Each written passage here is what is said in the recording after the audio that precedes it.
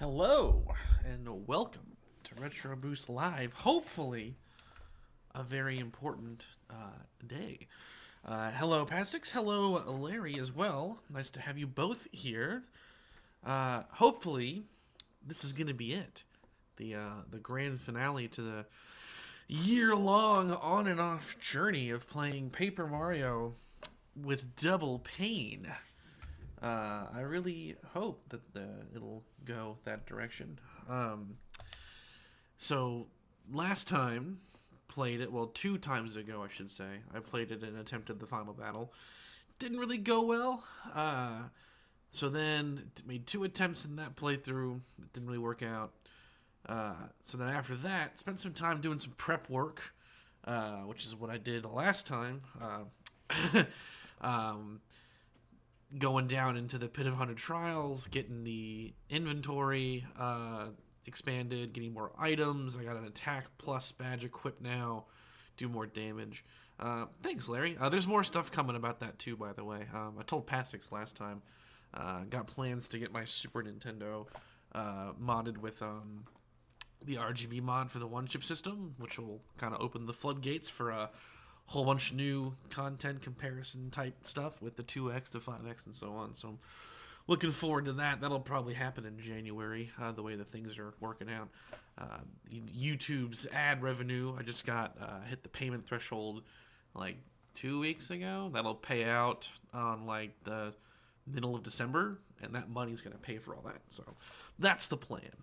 And yeah, year-long journey, like 1 to 2 hours at a time. I mean, we're at 27 hours of playtime.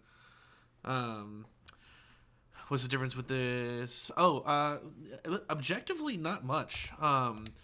This is like a pretty direct sequel to the N64 Paper Mario. Some of the battle mechanics are expanded. So like they added in like differences with how the action commands work, kind of made the system a little more sophisticated, but this is kind of like if you've ever played Mario Galaxy 1 and 2, like that's kind of the relationship that these 2 games have as well. Like it's equal parts remake and sequel because like the partners are functionally the same. And things like that. But it's basically everything the N64 game was, but on the GameCube. And whether it's better or not is completely subjective, obviously. But I've played them both and loved them both. I think that this one is probably my favorite of the 2. Let's hop into it, though. So I'm going to switch it up. Alright, and the modifier here, as I've said, and I will repeat in every beginning of the episode, is that I've got a badge equipped that doubles the damage that Mario takes. Mario specifically. The partners don't take more damage, just Mario does. And for the final battle, it's one of the few that, like, you notice. Because for a lot of enemies and bosses, it just kind of means that they're doing, like, oh no, it's doing, 6 damage instead of 3. Dang. That could potentially kill you in like 4 turns or 4 to 6 turns. Like chapter 4 was pretty intense because like they were averaging like 7 to 8 damage. But for the most part, it hasn't been that bad. It's mainly the bosses where like it really can stack up on you. But this one, more so than all of them, because double damage from the Shadow Queen means that her hands can do 14 per, and then like her own attacks do anywhere from like 14 to, I think her super move is like 28. So she can do like potentially 28 or more damage per turn, which at 75 HP is obviously an issue. It's like me, I'm dead in 2.5 turns. So this is the one where like it really was like, oh Jesus, which is why the attempt I had like 2 parts ago was so difficult, because I wasn't really sure. Like I knew on paper what she was gonna do, but like paper, get it? I knew on paper what she was gonna do, but experiencing it was like a whole other thing. So I had to go back to the drawing board there to come back with a better strategy. And thank you for the congratulations, by the way. I appreciate that. That's my second YouTube payout. They pay you out. The minimum threshold is $100. So basically, the channel made me $200 in the year of 2024, which is pretty sweet. That's awesome. And I've used it to... I've put that back into the channel itself. Yeah, definitely. Absolutely a dad joke. There's all paper. And I've used that to... I've put that money back into the channel, hardware and whatnot, to keep making things better. So that upcoming payout will get my Super Nintendo modded, which will be cool content. I'm trying to think of more paper puns. What do you mean it's a dad joke? You're just being thin like paper. I couldn't think of anything. Alright, the one problem with having to repeat this is that we have to suffer through this little cutscene sequence every time. I did add a couple of new things, though, that we may be able to put to use during this. We got this one. Hopefully that plays. We'll see. I have the preview turned off to save resources, so I can't see it in real time. I had to see it on the replay. Did it work? Yay, it works! And then there's... that one. Uh-oh. That one's sad. I don't know how that's moving. It's still going.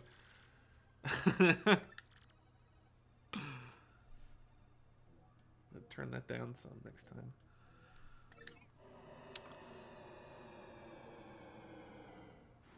That sucks you're not feeling well.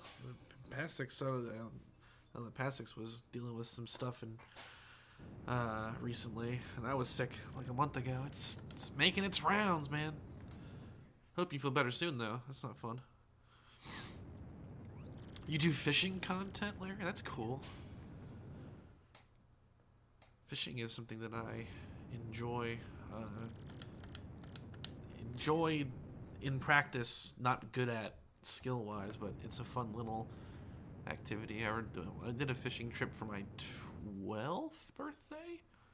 We had like a half day at school, went out to the mountains, this mountain lake. We camped out there, did some fishing. I didn't catch anything, but I think my dad did. I think he reeled a catfish. So fishing's fun.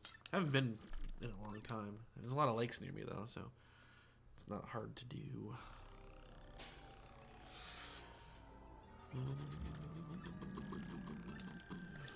Alright, almost time. Definitely not fun to have the kind of sickness where you do get that nauseous feeling when you move around. That definitely sucks. I had that when I had, I think it was when I had COVID. I was laying on the couch and getting up with suffrage. Not fun, so I feel you there. Hope it gets better. Alright, almost time, almost time.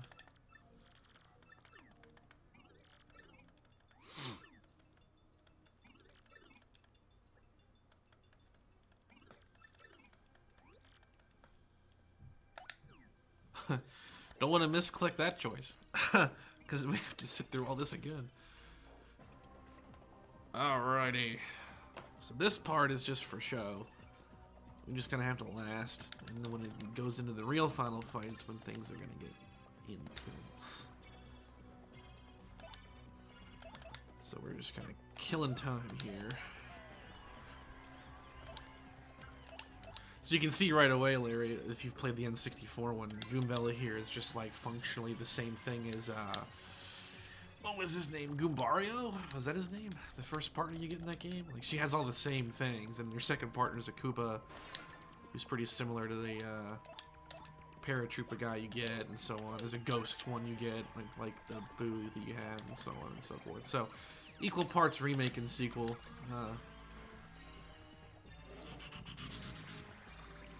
the stylish moves are like a cool new thing they added for this one. The audience is a big part of it now. So it's pretty cool how they built on what the N64 one had. Because the audience like fuels your super moves, and like stylish moves get you more feedback from them.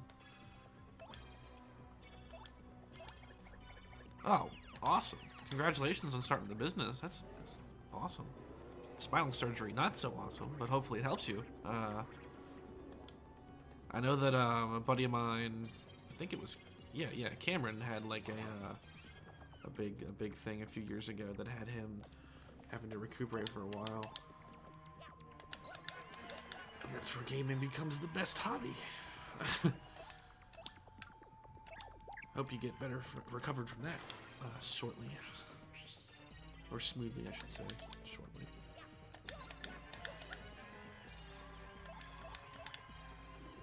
Doing more damage is helping. Ooh.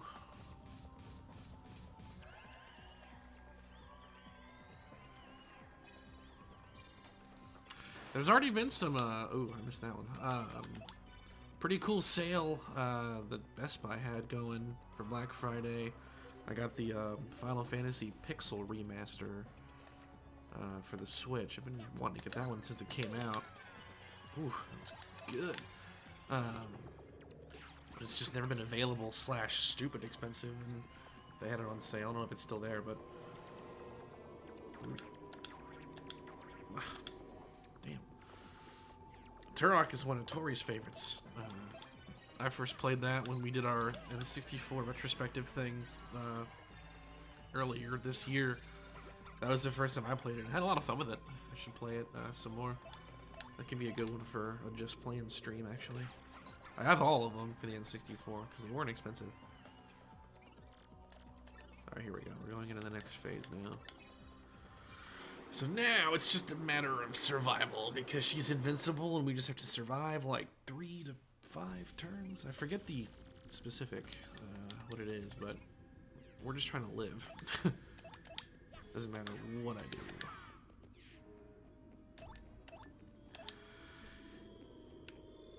Ooh. Wow, 2 discs, that's intense. Congratulations on getting to walk, though. That's good progress. A neighbor of mine has had a lot of procedures done recently where she's a trooper. She's doing really well with her recovery. 33. I don't want to burn these off just yet, but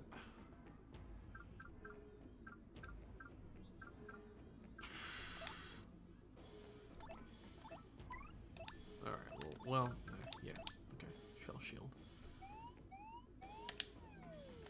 I have to treat 30 health as if it's basically 0 because of how much she can do. I mean, ow.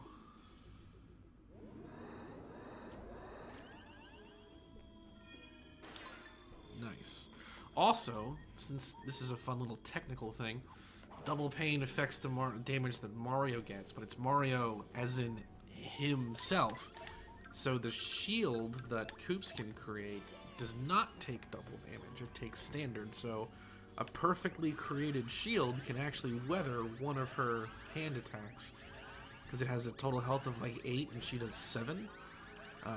Whereas Mario would have taken 14, which is pretty interesting that it's specific like that.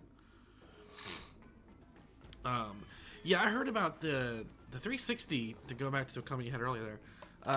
The 360 was like a really, there were a bunch of like retro game sequels / remakes that hit that console that none of them were well received. Because I know that Turok, was it called Turok Evolution? Wasn't terribly well received, and then, ooh, rip the audience. Yeah, dude, they're heckling me. So the audience, if you're doing like really, really good, audience members can throw you items and curatives. If you're doing really, really bad, i.e. doing attacks that do no damage because she's invincible, it's not my fault, but normally you'd screw it up. They'll actually throw like junk at you, and if you don't take care of it, it'll do damage to you. So what you do is hit the right button, and Mario or your partner will go and like beat them up and send them screaming out of the auditorium. But yeah, Turok Evolution was like one of them. There was that like abysmal Perfect Dark game. Maybe that one's Evolution. One of them's called Evolution. No, Zero. Perfect Dark Zero. Then there was that like Bionic Commando remake that like the arm was his wife or whatever. Like none of those were like well received, and they were all like on the 360. There's another one. Oh, Banjo-Kazooie Nuts and Bolts was like, I think the people have sort of come around to it. Like it's okay, it's decent, but at the time it was like the worst thing ever. And then there's still more. There's other ones.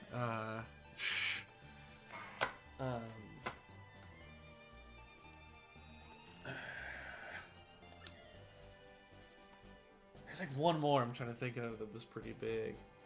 I haven't played it. For all I know, it's really good. So I'm glad you like it. I think it gives me some hope. I think a lot of games that, you know, you give them enough time, people come around. It's like a movie, like how cult classics are born. Like, you know, a game could be lambasted in its time, but then you come back to it 10 years later and you're like, oh, this is actually pretty sick.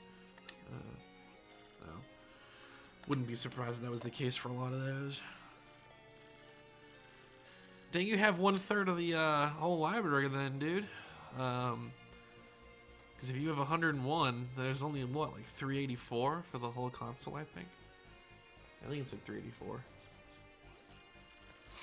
Let me see what the actual number is and see how close I am. If I nailed it, I'm going to be so happy. Total... 64 games. 388. Oh, it was so close.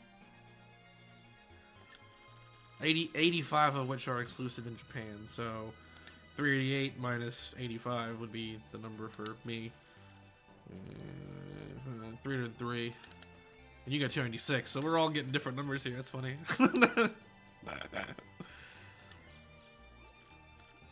388 seems to be the total number. I'm seeing that number kind of everywhere. Multiple links and sources. If you're going to import and do all kinds of stuff. Yeah, 388. That was funny. We're all getting different. 296, 380, 303, 12. I need the next one that I would like to get for my collection actually is Paper Mario. I don't have the N64 Paper Mario physically. I have it on both the Wii and Wii U Virtual Console. So like I can play it whenever I want, right? But I don't have the actual original console version, which I'd like to have. I didn't play that one at all when I was a kid, but I played it when I was in my teens and really liked it. I first played it through the Wii. That's how I first experienced. Yeah, both the N64 was like the start of like Nintendo not being in first place for a while. So like it and the GameCube both have really small libraries. So does the Wii U, obviously.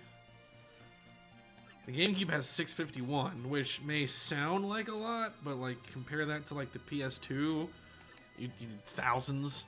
Like it's a lot. I think if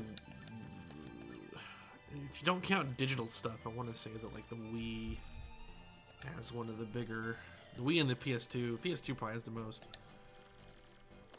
Counting digital games is where it gets weird. Total PS2 games. It's over 4,000. 4,378 PS2 games. I got like 50. Basically there. The Xbox do.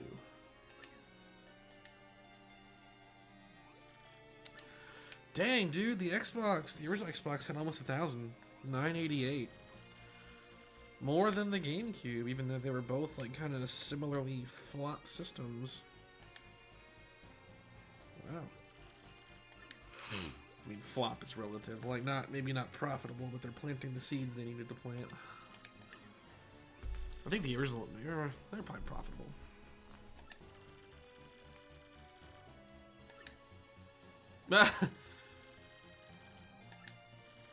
We got an N64. I never had a PS1. Although I did experience PS1 early because we also had a PS2 later on, and it was more my brother's system. I did play it a little bit, but the irony was that most of the games we had for the PS2 in the early days, at least, were PS1 games. Pac-Man, World Adventure, Spyro 2, Croc, and there's like one more. We just had like those 3 or 4 games, like all we had for the longest time, and then like he would play a lot of like motocross games, so like MX 2002, the Tony Hawk stuff. I remember him and I playing Underground a lot, American Wasteland after, and that was kind of all I was doing on PS2 with or without him. It wouldn't be until way later that I got like Jak and Daxter and played that, and Star Wars Battlefront, I think. Okay, here we go. The real final fight's about to begin. I still gotta play Shadow Man. I think you said that was one of your favorites. Need to play that.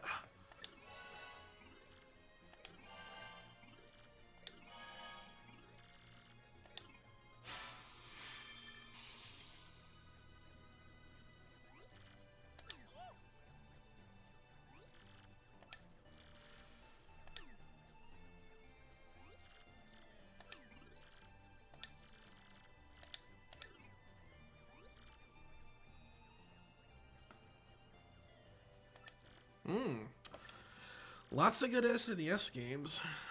I mean, Super Metroid is like my favorite game ever. Mario World's a lot of fun. The sequel is too. Yoshi's the Yoshi one. Castlevania 4, awesome game. It's the only Castlevania game that I've ever beat. What else? Kirby Superstar. Super good game.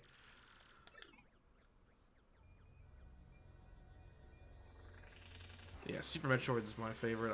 I played that. I was streaming that one here a while back, and during the last episode, the power went out. And the really funny thing is, my actual computer has a UPS attached to it, so the power goes out, but everything here stays on. But the internet got cut, so like people watching were cut off. But I was recording it like I am now for this. So like I uploaded the recorded version. You see me sitting there in the dark like, oh, oh no. It happened in Meridia, so I have to like redo a good chunk of the Meridia section the next time I play that.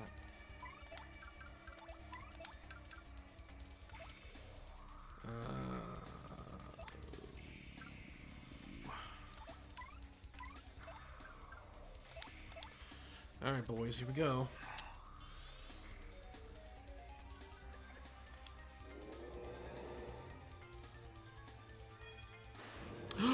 He said that a game that's objectively pretty mediocre sucks. Oh, the controversy.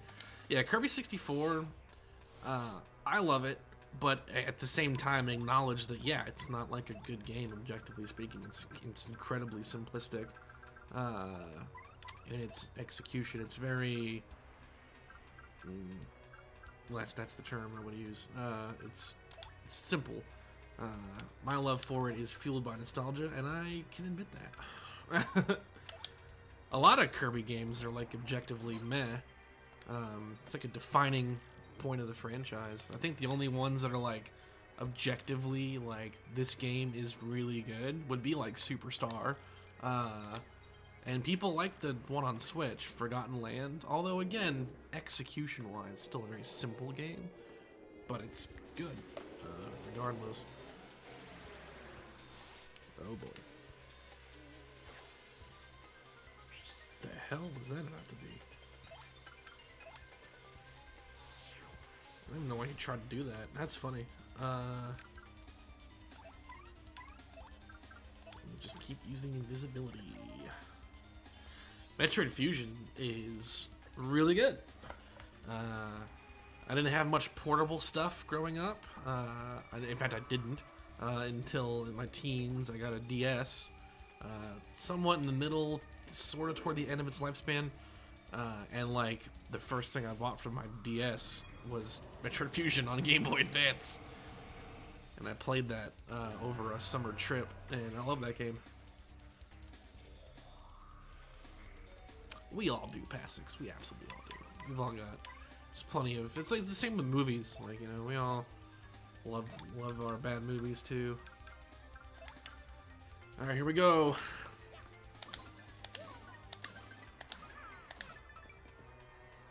That's not bad.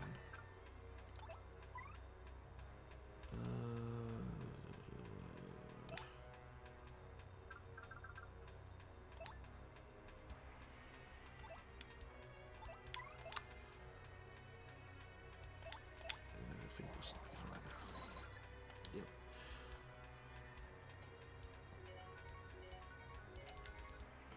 Ooh, that's full health, but that fills the audience up.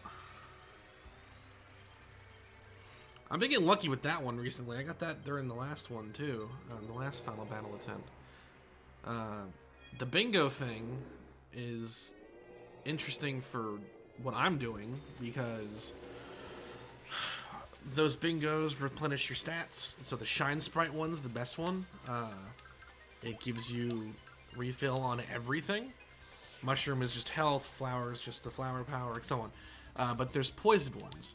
And the funny thing about the poison one, it'll normally cut your health by half, but we've got double pain equipped. Well, what's half times 2? It's whole. So if you get the poison mushroom bingo, it's an instant game over because it does 100% of your health, which has been the main source of game overs for me across this playthrough. I think there's been like 3 of them. One happened in the first episode, or second episode of this. It was in chapter 1.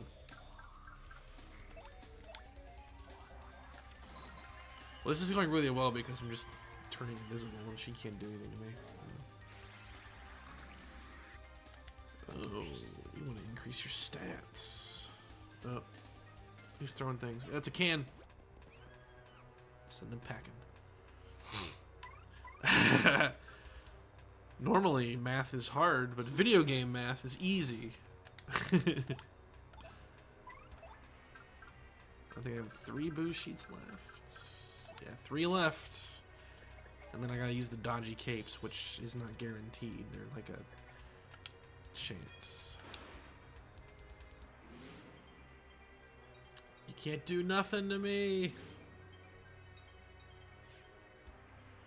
The funny thing about the Boo stuff is they were like a little pricey, and money is so different in this game versus the remake. The entire playthrough of this game, 27 hours, I accrued like 500 coins. In the remake, by the end of the game, I had like 10,000. It's so different how they decided to do that. And yes, Larry, we have a Discord. It's got tons of stuff in there, broken into categories in different rooms, from talking about just random stuff, movies, games, memes, to dedicated sections for like the RetroTINK stuff, and talking about our favorite settings on the 5X Pro and whatnot. It's all there. It's in the description of every video, and there's a link on the home screen too of the channel. PASIX became the first gold member, which is a damn cool.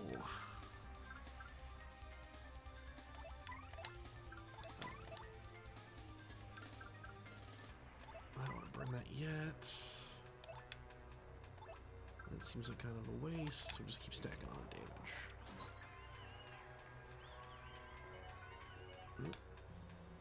Alright. Oh. Dodging this is like the most important thing. That breath is on double pain is, oh man, devastating stuff.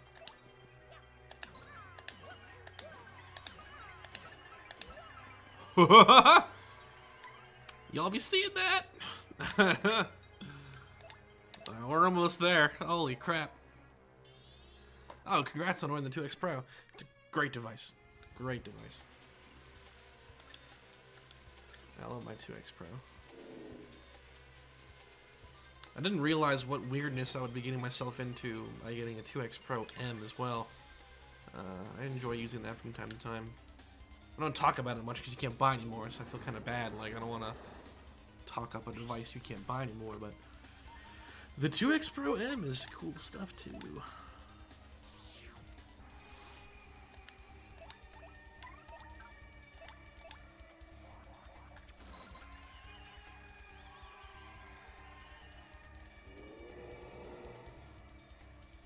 It's about to be over, guys.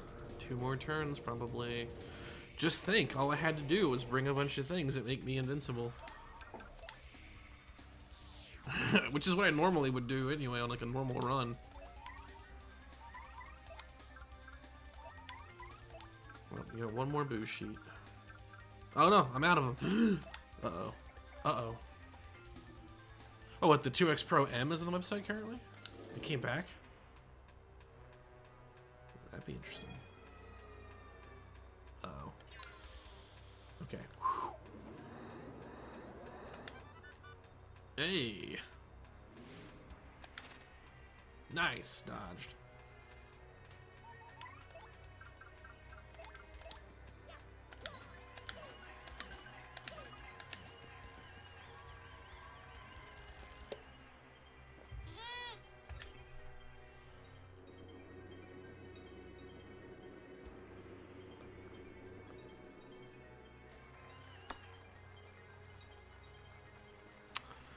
A whole 1 star point. Oh, that's yeah. I figured the M was discontinued, so they were. At first, it seemed like it was gonna come back at some point because they were saying that it wasn't because of it. Just like it was a parts thing that was preventing it from being like made because it was in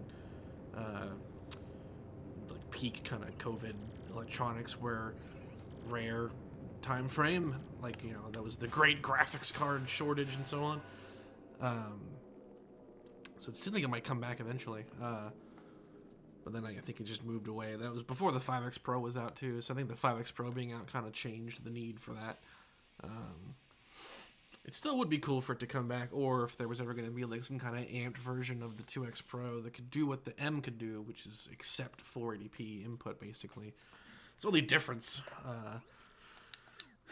But yeah.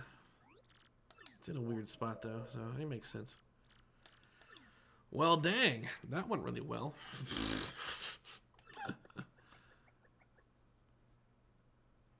And of course, he has low health, so he's going to be all panting the whole cutscene now.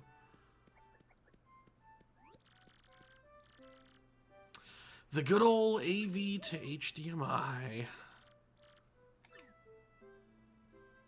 There's one that's, I saw one that Best Buy sells. I'm tempted to do a video on just because it's the most expensive one I've seen yet. The thing's $40, and it's just, it isn't like an actual AV to HDMI. Like it is like a different looking thing, but the core internals are probably all the same junk. But $40, it's pretty intense. I was curious to be like, wow.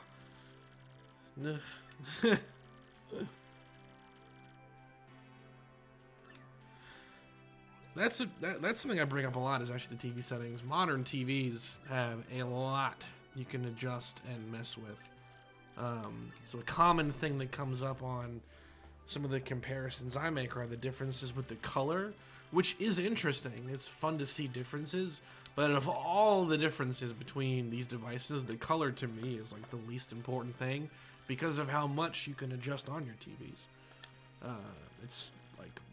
Oof. Even like mid-range TVs nowadays have tons of customization, and the high-end ones are ridiculous. You can sink days into optimizing things. You can get it looking exactly what you want.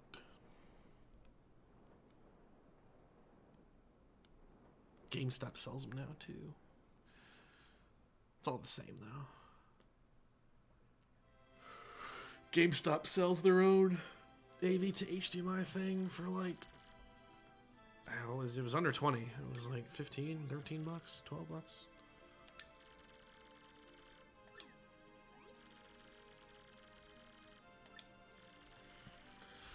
Dang! We beat Mario Paper.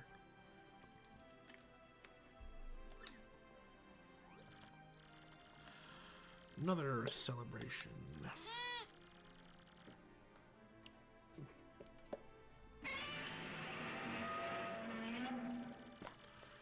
Gotta use them all. I didn't even get to use this one. Because nothing went wrong. Just brought 6 booze sheets into the fight, and double damage kind of became irrelevant at that point.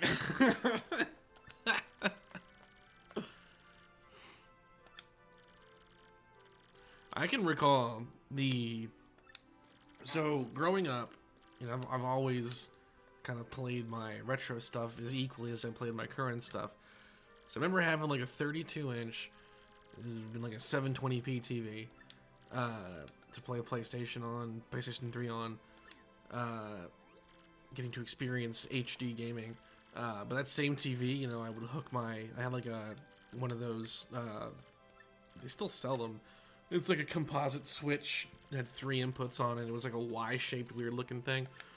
Then I would put my N64 in there, and then I got an SNES and put that in there, and so on. And had no problems. The games looked great. And then I can recall, like, I got a 48-inch 4K TV in 2016. And it was like a open box deal at Best Buy. I was working there at the time. And it was kind of banged up, had like a corner that was like smashed, but it still worked fine. And I got it. It was like a very great deal. And then I hook everything up to it, and then hook my Super Nintendo into it. I remember playing Turtles in Time, and having that moment where I was like, like, did they always look like this? Have I become too used to Xbox One? Rise Son of Rome with its hair physics looking so good that the Super Nintendo, I just forgot how bad it looked. I don't know that any of these products existed back then. Maybe they did. 2016. I'm not sure what would have been available back then, but there was probably something. But if only I had known about stuff like RetroTINK and the like earlier, because they're not that new. The 2X, the original 2X, it's been out for a while, 5-6 years, something like that. So, but yeah, I mean, it's just nuts what, like that quality is like the exact same kind of default quality that the AV to HDMI will give you. Because I remember, again, from working there, one of the reps of one of the companies that sold the premium AVRs, home theater receivers, he was like, yeah, they got a deal on these things. What they do is the same exact video upscaling chip thing is in all of them, because they got a good deal buying them in bulk, and you know they want to do quality and whatnot. So what this guy's telling me is the video upscaling chip in this AVR that costs like $4,000. One of them that costs like $700 has the same one, and like that same thing is just what the TV has. It's no different. So like, I remember being like disappointed when I got that later on, and then hooked my GameCube and other things into it, thinking like, oh, this thing has like a built-in 4K upscaler, and like it looked no different. Like, it's just basic conversion is all it was. Again, like same quality as like the AV to HDMI on those devices. Man, it's just funny. And then like I just kind of dealt with it for years going on.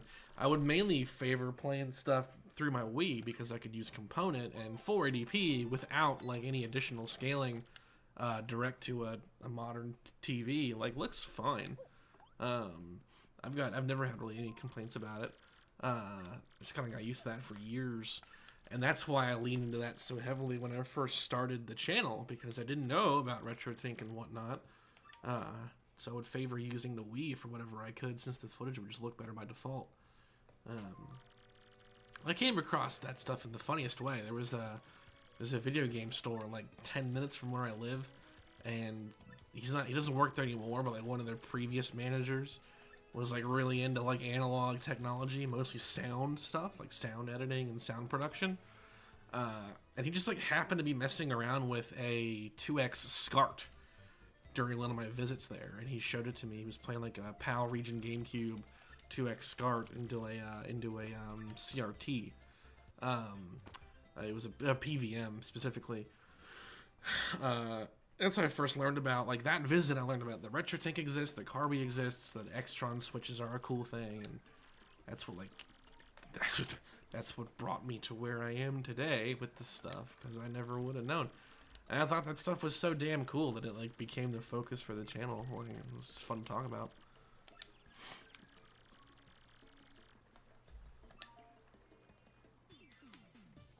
Not at all. They don't. TVs are all about upscaling digital content. That's where all the money goes into. Like, you look at, take a walk through any like TV place. All the features they talk about, even though they don't specify, it's for digital sources.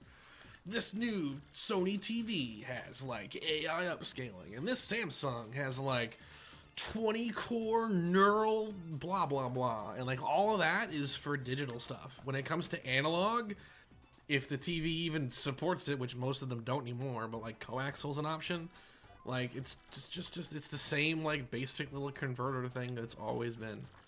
None of them have ever advanced that at all. At this point, they're just assuming that you're running in digital sources and nothing else.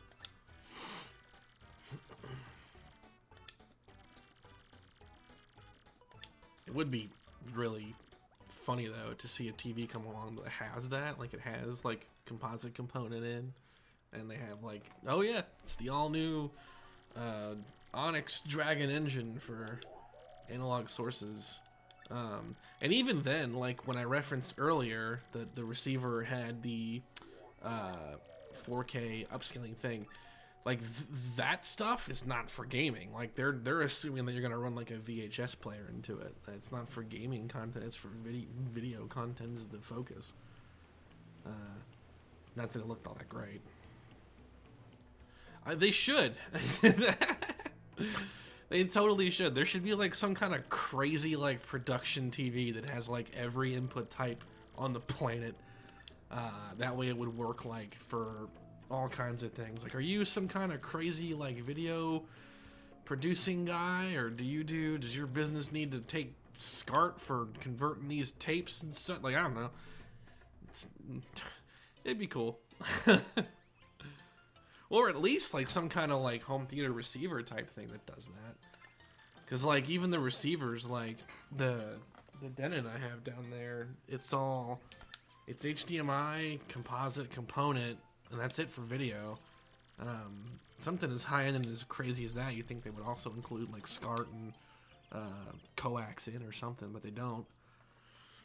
SCART I can get because that's a regional thing mainly. It wasn't really as popular in the U.S. outside of commercial spaces mostly, so I get that. But I mean, it doesn't even have coax in on it. I'm like, come on, I can't. I want to run like RF into it. Like, let me do it. That'd be the main way of playing like an old Atari system without having to mod it. Would be RF. Yeah, that's the bummer about the CRT market that I've seen a lot of memes on, where it's like a picture of it where it's like, here's my crappy CRT television. I'll sell it to you on Facebook for $50, and then it's like the same one. Oh, no. It's a retro gaming television, $800. Like, and even the game shop near me is guilty of that. I referenced it before. I did a video like with them, which for me is like a pretty big achievement for the channel. Like, I did a video with a local business. That's cool. But one thing I never really talked about was that the price for that PVM is insane. It's like $800 for that Sony PVM thing they were trying to sell, and they did sell it. Someone bought it. $800 is like, whoa. It's like You could get like a decent like 55-inch 4K TV for that, and then just get a 2X Pro, and like you've paid a similar amount, and you're gonna get a better I don't know about better, but like better. You get the modern experience. You have a 4K TV. You can get a Roku and an Apple TV as well, which are things that don't work on a CRT. It's more applicable. Yeah, it was like $800 for that Sony PVM. It's like, wow. And someone bought it because of my video. I should have asked for a commission. I did all for free. But a comment said that they had bought it, and then I called the store, and they were like, yep, we just sold it. And I was like, oh my god, wow. What were the astronomical chances of someone watching my video who lived within driving distance of that store that then bought that TV? Like, jeez. The chances. Now we get to enjoy L credits.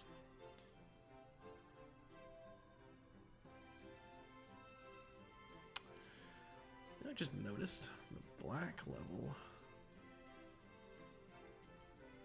It's a little weird. Should be all black.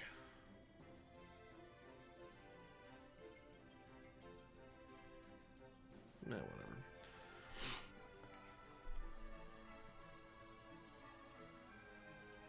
Well, beat Paper Mario in the 1,000-Year Door with double pain. I'm distracted now. I'm seeing like the stream, the color space looks like it's weird. I messed with that a little bit and figured out some stuff, but maybe for streaming it hasn't quite translated. It's funky.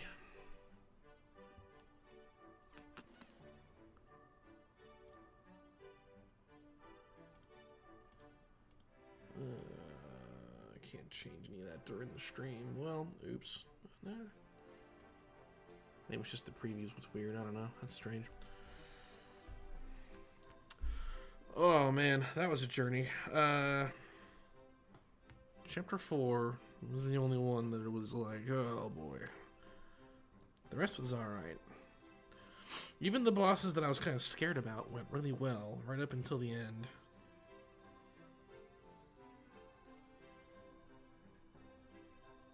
Oh no, it looks fine. Okay.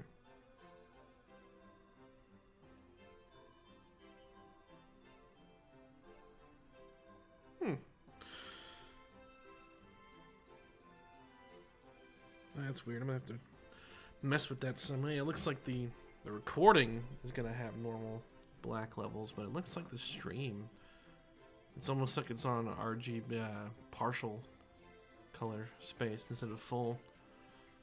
That's weird. Always something to mess with. Cool. So, one more. Whee! The remake of this game, by the way, is good. The music changes were a mixed bag for me. Some of the remixed tracks I thought were quite good are the ones I prefer in the original, but the remake is a good time. If you wanted to experience this game for not $100, the remake is the way to do it, because the GameCube copy of this ballooned in price quite a bit over the recent years. People are selling it for north of 100.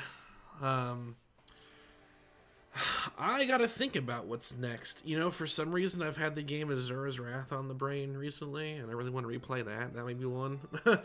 I do want to finish Super Metroid to get that one closed out, so I may make that one the next one that I finish. But that won't take long, because I'm already, like, in the last third of the game. I was done with Meridia in the last one, which only leaves going to Lower Norfair to defeat Ridley, and then go to the final battle. So, like, I was... theoretically, the next session I do could be the last one for that. And then I gotta figure it out, because I'm not sure what I want the next long thing to be. I had a dark thought earlier that I've always wanted. Okay, so Metroid Prime came up. That was one I was thinking of. 100%. That one could be a lot of fun because I do love Prime and Prime 2. And that would also kind of suit a project I've been like bouncing around doing for that game for like a year now. Like a full-on retrospective. I even filmed like the first 15 minutes of it as a test. And that was, yeah, that's the GameCube one. Could spice it up by playing the trilogy version to have those Wii controls, or just play the original. Either way, that's a good suggestion. Actually, Prime is a good suggestion. I love Prime. Play it on hard mode. I've never beat Prime 2 on hard mode. Actually, what's wrong with that? I've gotten to the final battle, but never beaten it.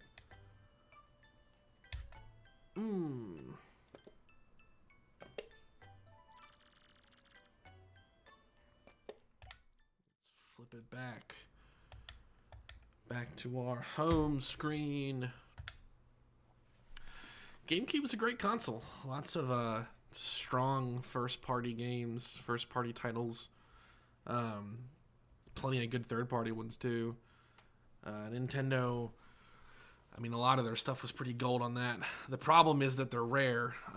So due to the console not selling super well, the quantity of games is less so than, say, you know, the PS2's library, the PS1's library. So a lot of them are pricier. Like, out of all the stuff I've collected in this room, the GameCube rack alone is easily the most valuable. Like, all those games, all the first party stuff, most of them are like $60 plus pre-owned, easy. The only like cheaper games are like the licensed ones, like movie stuff and whatnot. But like, I'm continually going to the game shop and being like, wow, that one's up there now. Like Kirby's Air Ride is beyond $60 now. F-Zero GX is like encroaching on $100.